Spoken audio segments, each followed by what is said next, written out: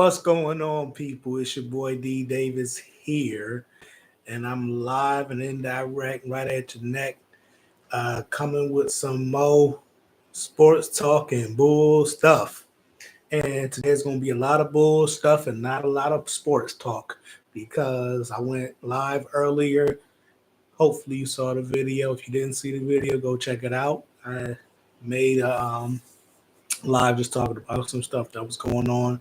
At the end of the live, I spoke about Hulk Hogan at the RNC and some other political things. And I ended the video by saying, uh, it's all entertainment, but who will the DNC bring out for their convention? And I also said, will Jim Crow Joe make it? And as I'm making this video today, right now, he has not made it. Or he will not make it to the convention. That's going to happen whenever it happens. So, um, what can I say? Uh, Other than this is entertainment, so we got to understand how we're being entertained while also being systematically undermined at the same time. Because these people, these politicians, sell us this illusion that they are doing something for the people. But 40 years on this earth, um, 25 years looking into politics and trying to be politically aware. I'm with the mindset of the thought right now that a lot of this is a big charade that they're running on the people in this country, probably in the world.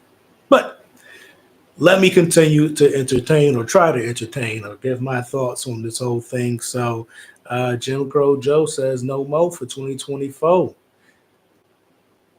Shocker to many, but if you've been on these internet streets, on these Twitter streets, on these Instagram streets, or wherever you get your information from outside of mainstream media. I think people who've gotten their information outside of corporate media, they knew this was coming. Some saw it was coming as soon as the last election happened. Uh, so, my bad. But a lot of us knew something was in store, something was coming. And here we are today. In Katmala, she's gonna, I guess she's the candidate that Jim Crow Joe is endorsing for 2024. So I don't know if that's gonna work well for the DNC. Uh, she didn't poll very well in 2020. She was like bottom of the barrel in 2024. So I don't know what they think they're gonna do to make people um, support her because quite honestly, she is unbearable to listen to. Um, doesn't seem like she knows that much about politics, logic, or even rhetoric. Like as a politician, you should be able to sell some bullshit um, quite effectively too. And it doesn't seem like she knows or is well equipped to answer questions or give elaborations on seemingly important things that politicians should be able to talk about in detail as being an elected official and her being what is she always touting? Uh, HBCU graduate and all that stuff. And did she go to Howard, Yale, one of the other schools for her law degree? So she should be well versed in answering questions, since she was a high level graduate, high level scholar, things like that. Someone that's, used to writing papers and uh, presenting their arguments with statistics, details, analysis, maybe a fact or two. But I think the American public saw through Kamala Harris in 2024. So it's going to take a lot of corporate media to get people to hop on her side. I don't know if that's going to happen. Who else do we have? Gavin Newsom from San Francisco. Also, Kamala was the DA in San Francisco. Then became Senator of California. So Gavin Newsom, I've heard. So Gavin Newsom was the mayor of San Francisco, now the governor of California. I mean, I don't hear that many good things about San Francisco. I hear that the homeless population is extremely high in San Francisco, Oakland, some of the surrounding areas. It doesn't seem like that great of a place for what once was a thriving city in California. Doesn't seem to be that thriving. Businesses are leaving San Francisco. Well, businesses are leaving LA. I hear Tesla or one of them big corporations, companies, they're moving elsewhere. So when you look at the state of San Francisco, a place where both uh, where two of the top Democratic, hopeful Democratic nominees for president, California as a whole, it's not looking that good. And I'm not going to make this grand generalization of California because I'm sure there are plenty of places within California that are quite wonderful. I've never been, but would like to go. But them cities, you know who controls the politics of the cities.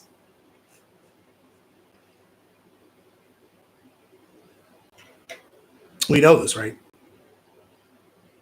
We know who control the politics of most American cities. It's usually the blue side that controls those politics. Um, so, going back to California, a number of the cities within California are uh, riddled with crime, violence, homelessness, um, buildings that are unoccupied, um, a lot of unemployment.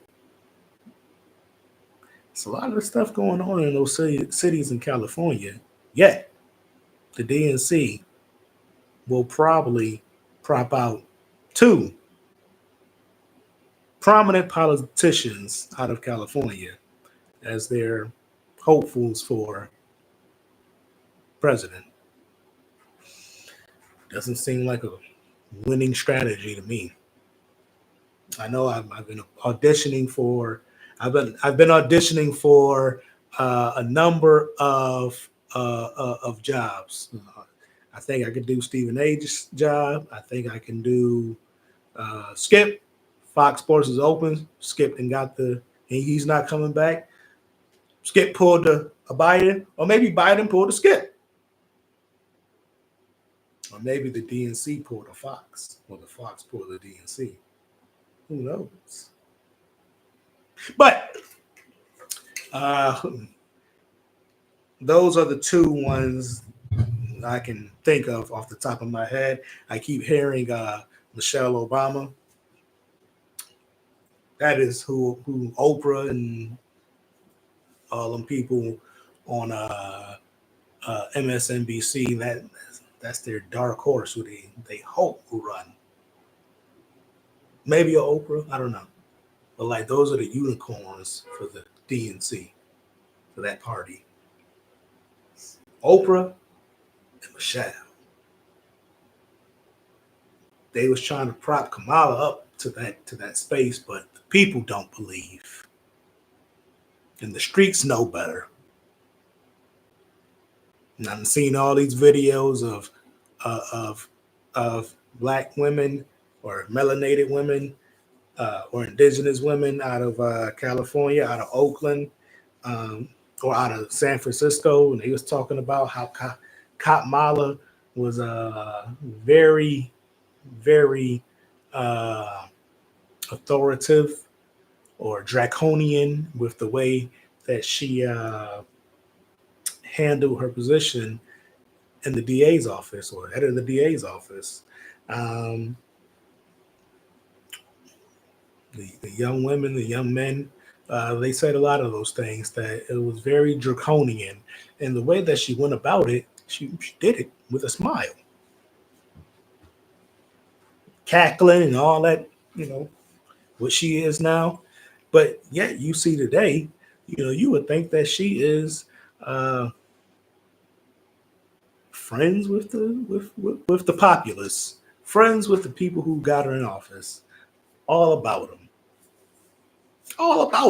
working in their favor for their benefit. What about her time as a senator in California? Now, I know the courts had to step in and say, "Hey, you gotta let these people out," because like either they were, I don't know the specifics too much, but the courts intervened and say you gotta let these people out.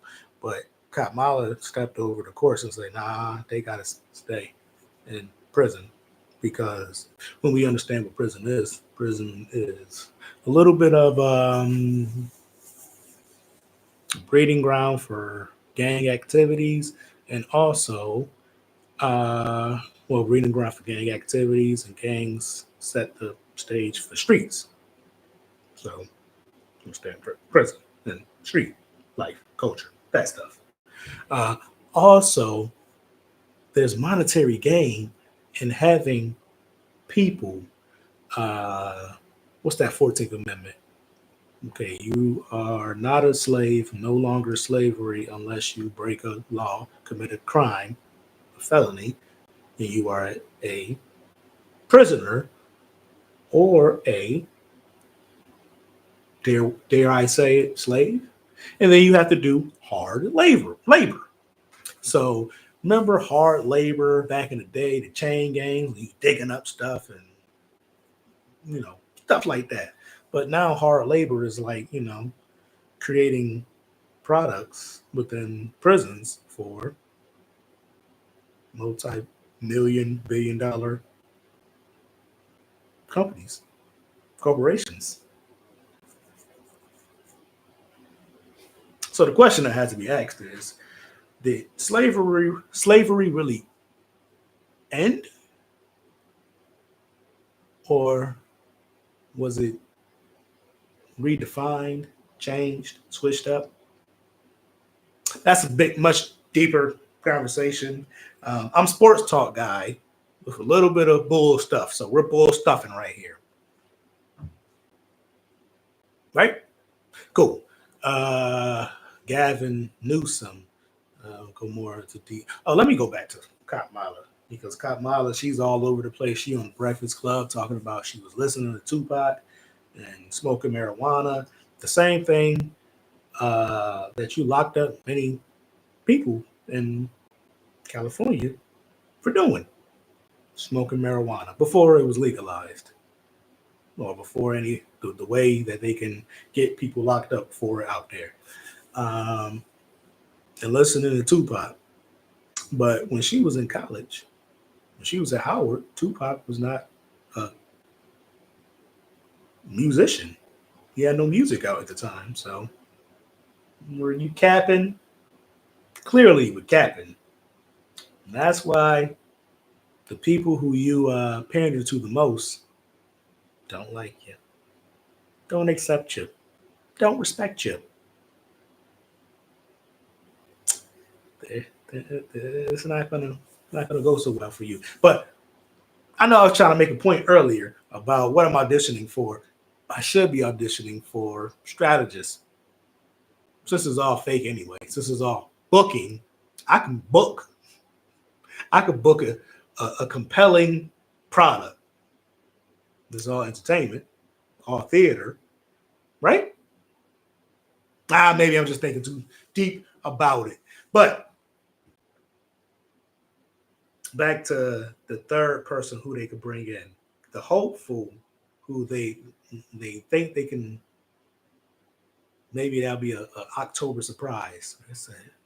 Michelle just say, the way my country is going, I have to step in and be a candidate for president, and maybe I'll galvanize the public to be duped again. But yeah, or Oprah. And what's a I don't want to say a dark horse. Who else? The third person they can bring in outside of Michelle, not Newsom. Let me go. Let me talk about Newsom. Newsom is an extension of Kamala, where there's a bunch of terrible policies that do not benefit anybody other than corporations. So you think you're voting for the people, you're voting for the private corporations. When you vote with Newsom or Kamala or anybody on that side of any that side, either way is corporate's way. You feel me? But we're just getting into theory of the whole thing. If you believe in that stuff. Uh, so Newsom ain't really that much to talk about. You know, he's all for climate change and face diapering and all the stuff that really sucked about the last 4 years.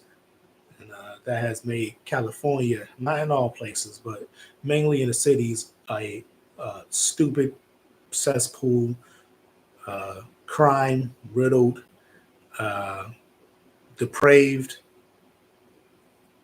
immoral, Babylonian type cities in California. So that's Newsom, that's Kamala. Uh, I ain't gonna talk about Michelle. Uh, who's the mayor, not the mayor, governor of New York? Uh, Holgram. They could try to try her out there, but that's East Coast Newsom. So, and people aren't getting their news from mainstream media as much as anymore. I mean, you still got the simple, which is like getting fed shit, like same shit, different flavors of the same shit. All taste like shit, but they're telling themselves it is nutritious and good for them, even though it tastes like shit. And it's having all sorts of what are those things called? Uh, side effects. All sorts of side effects. Well, that's what you get when you eat shit. You get side effects and you get sick. Things get all fucked up around you. Uh, that's what I call corporate media. Shit. Then if you eat it and uh, watch it, it will affect you. Anywho, so these people, uh, yeah, we know we know we're being we're not being the truth is not being told to us. So that's why me and countless others, those who decide to uh, put their face out in the media and well, the YouTube media or the social media, however forms outside of TV and all the other mediums that uh, disseminate information or propaganda. So yeah, got a lot of people that's stepping out of that and trying to spread the message and um, trying to do something different and trying to get their points across because just because you're on TV, um, that'll make you know better than anybody else. And I know that most of the time that people get on TV and stay on TV, they got to do some things that I'm not willing to do. They got to say some things that I'm not willing to say to be in that position, be in that spot. So keep TV. I don't want it anyway because people ain't watching it outside of football games. And what are they really watching on TV these days? Like in mass numbers. Like back in the day, like millions would watch the Cosby Show or MASH or um, uh, basketball games. Like when millions, tens of millions of people watch the same thing. But now, television media is so fragmented that I look at the numbers for a lot of these shows out there, and they get in some of these shows that's in primetime spots on these major networks is getting 100,000. They might be getting 100,000. And I see channels on YouTube getting 50. You get 50,000, 25,000. If you get 10,000, shit, if you get 500 people to watch your channels, not watch your channel, well, watch your channel, yeah, watch your channel, watch your videos, like, share, subscribe, all your stuff without uh, corporate funding or having to compromise yourself, uh, well, you winning. Especially if people start, hitting you with the donations, hitting you with the cash app, doing all that for you, boy, you winning in life. A lot of cats on these videos, they ain't had to go to journalism school. They ain't had to take no public speaking classes. They ain't had to go to no college. And you can still eat out here if you monetize yourself in the right way. I know I'm going in a different uh, direction, but you know, it's a different time right now, and people aren't as beholden to TV and traditional ways of receiving information. So um, I think more thought is happening, um, deeper thought is happening.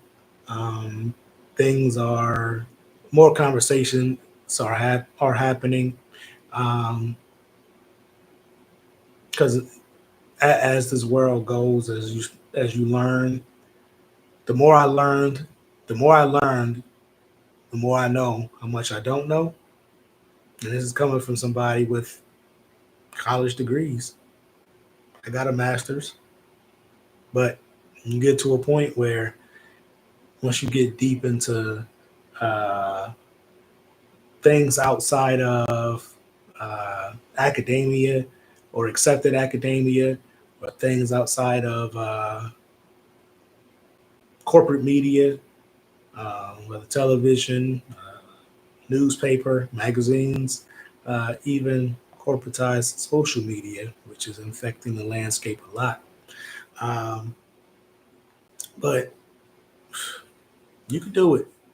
And I'm trying to do it myself. I'm just trying to inspire the people, but most importantly, inspire myself. So I guess this is a way of talking to myself and documenting my thoughts, putting it out there. I'm not that good of a writer. I don't have the desire to write. I'm actually a pretty good writer. It's just the desire behind it. Maybe one day, but I'm currently honing my skills talking. I think I can talk okay, and I can uh, deliver or convey a message okay. So if you think I'm okay, if you think that you learned something about the people who will be running for office, I didn't go too much in Jim Crow Joe because there's so much information out there on why I'm calling him Jim Crow Joe. Um, and just know, even though it's all theater, this theater affects your wallet, affects your pockets, affects your livelihood. So gas is more expensive than it was when he got here. Uh, Power is more expensive than it was when he got here. Food is more expensive than it was when he got here. Um, and a lot of stupid stuff is just emanating across all the myriad or plethora of uh, of American society today, and I want to be more specific. In institutions that were once respected, a lot of just idiotic things are happening to those institutions that were once respected, um, which is affecting the people. So um, I ain't got to go too much into Jim Crow Joe. Just know his policies and lack thereof is hurting your pockets.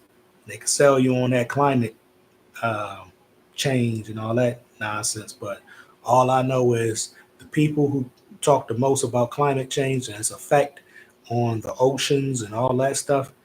All I know is they keep buying beachfront property. So you can talk climate change all you want, but if you keep buying expensive beachfront property, that means to me you ain't too worried about climate change. Because if you did, your cribs wouldn't be on the beach next to the oceans that are supposedly rising, even though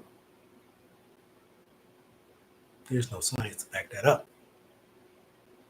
But that's another discussion, deeper discussion. Told you I could talk some bull stuff along with that sports talk. But as this bird's about to land, hey, if anybody out there is having some issues that they need to deal with, um, need some coaching, you know, on the mind, um, 360mbaa.com. You go hit that up, do mindset coaching. I don't do therapy because I don't want to talk about your problems. I don't really want to hear about your problems that much.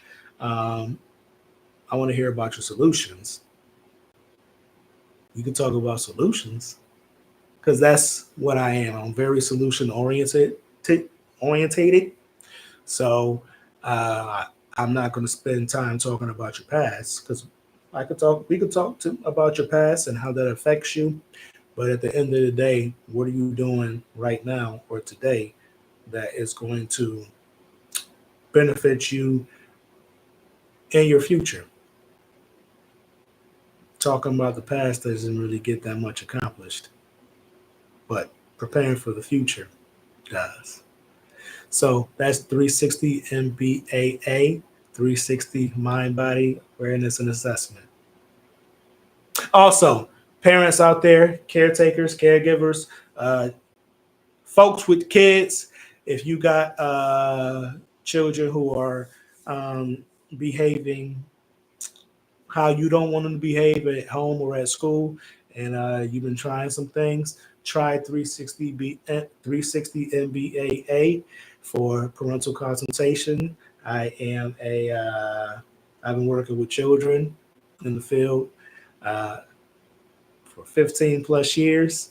Um, I offer that to the people. I work with children's. I work with children with behavioral problems, ADD, ADHD, uh, autism, kids who have experienced PTSD. Um, so that is my daytime profession. And I also give my thoughts and insights on sports and other things. So you see this video, you like what I'm saying? If I seem relatable, do I seem knowledgeable? Holla. 360mbaa.com. And I am done. Do I gotta say anything else? That's the DNC, 3 characters for the nominee. I said characters for a reason. 3 characters for the nominee. Jim Crow Joe No Mo. Um, who they might prop up. This is the dark horse. This is the dark horse with a big back. Or they might insert in October Michelle Obama. Because I really don't see Kamala and Newsom galvanizing the people. Unless they throw in the fight. They could be throwing a fight, and that's always a possibility. In the words of Kevin Garnett, anything's possible. And on that note, D Davis, Mr. 360, out this blip.